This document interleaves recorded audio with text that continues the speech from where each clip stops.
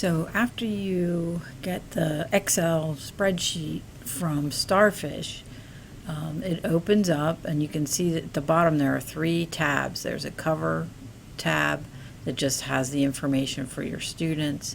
There's an attendance tracking tab that I click on at the bottom, and every day that you took attendance will show up as a different row with just the summary data. So I put some fake students in here, and you can see on the 22nd there were 4 students present and 1 absent, and on the 24th there were 2 present and 3 absent.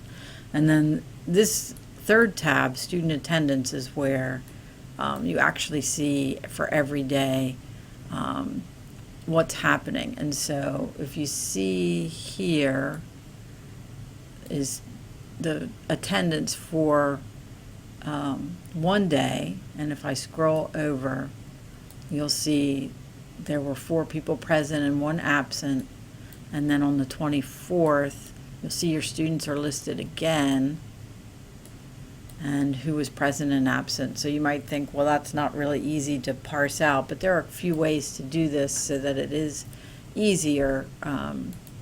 So the first way is you can just sort by name in this first column. So if I go up to the first column with student names and I click on that, and I go up to data as my option, and I sort from A to Z, and you do want to say expand this selection, that will then put your students in order by student name. So now I can see Amy student, I can see she was present once and absent once. That's one way to do it. Another way to do it, so you could also filter, use the filter command. So I've highlighted this first row, just go up and click in number 1, and you can come over and you can filter a few ways. So I'll click on the filter, I'm still under data, click on filter, scroll back over, and I can filter by their attendance status. So I can just say, I just want to see only those people who were absent, and you can say okay, and that filters the list. And now I can see that Amy was absent, Kara was absent, and Jeremy was absent 2 times. Another way to do it is to filter by student name.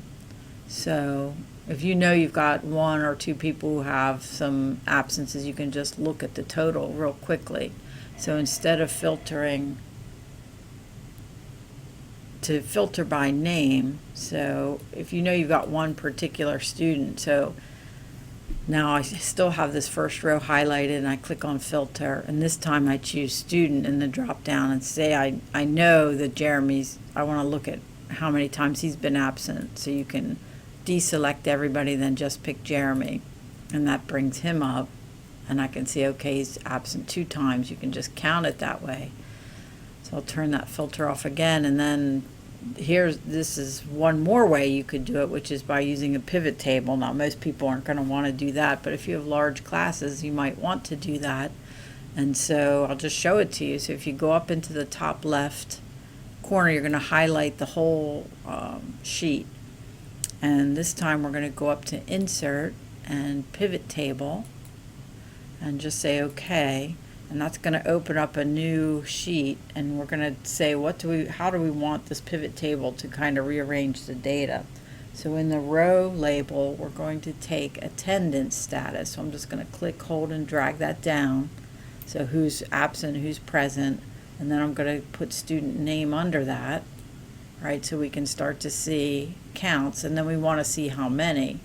So I'm going to take the attendance status again and put it here in the value so that it'll count. And now I can see in one table that Amy was absent once, Kara once, Jeremy 2 times. So this may be way more than you're interested in doing, but you don't need to go that far to do it. But actually I hope you can see that that's pretty easy to do too. So I hope this is useful. I think it's going to be a really useful tool. And really it's available just via the web, so that's great. All right, thanks.